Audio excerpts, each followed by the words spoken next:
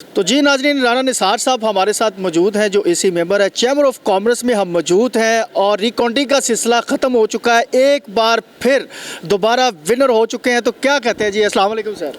वालेकुम अस्सलाम जी। पहले तो सबसे पहले अल्लाह ताला का शुक्र अदा करते हैं कि अल्लाह ताला ने जो मैं समझता हूँ कि ये कामयाबी हमें दी है, ये सबसे जो बड़ी बात है ये अल्लाह ताला की तरफ से था। और ये जो इन्होंने 25 साल इस चैम्बर के ऊपर कब्ज़ा किए रखा और आम आदमी की यहाँ पे बात ही नहीं सुनी जाती थी, ना उसकी बात की जाती थी। ये तो हमने देखा है। और हमें जो हमारे कायद अंजम निसार साहब भी इसी चीज़ की जिक्र करते थे कि आप लोग अपने ही ज़ाती जो काम है वो लेके आप इंतज़ामिया से करवा लेते हो, आम आदमी का कोई काम नहीं होता।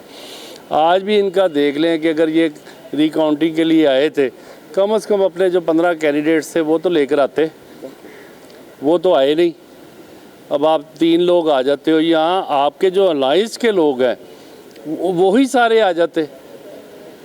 अच्छा सर, इलेक्शन कमिश्नर जो 2 थे वो वॉकआउट कर गए और जिस तरह पहले दिन जो मुखालफ टीम है वो भी जा चुकी थी और अब उन्होंने आज के दिन का भी बता दिया था कि हम नहीं आएंगे, लेकिन वो एक बार चक्कर लगा के फिर चले गए। क्या कहेंगे? देखिए जी, इलेक्शन कमीशन ने तो ये मजाक बनाया हुआ है। वो इलेक्शन कमीशन मैं नहीं समझता किसी पार्टी का है। कि उन्होंने फौरी ये इस चीज़ का भी उन्होंने खुद कह दिया था कि हमारी पार्टी जा चुकी है। देखें जी, हाँ, ये डीजीटीओ को ये उनकी ये बात को नोट करना चाहिए। क्या इसके ऊपर कोई एक्शन होना चाहिए? एक्शन मैं समझता हूँ ये जो दोनों इलेक्शन कमीशन हैं, जो ये 2 लोग हैं, एक तो नवाज हैदर साहब और दूसरे वो खान साहब हैं, इन दोनों के ख़िलाफ़ एक्शन लेना चाहिए।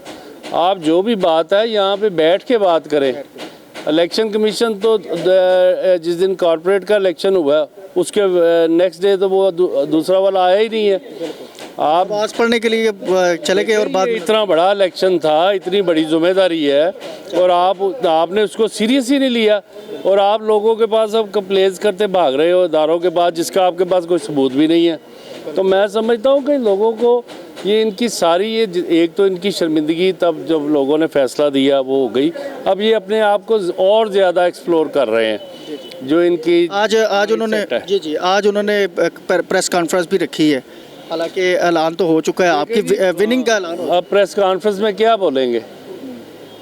जो यहाँ पे जो वो रिकाउंटिंग के लिए आए थे वो करके जाएं, चेक करें, देखें। रिकाउंटिंग इनका एतराज़ था कि जी दोनों प्रिजाइडिंग अफसर और सेक्रेटरी के साइन होने चाहिए, वो आज चेक हुए हैं। देखें, 25 उनके माइनस हुए हैं, 47 हमारे माइनस हुए हैं।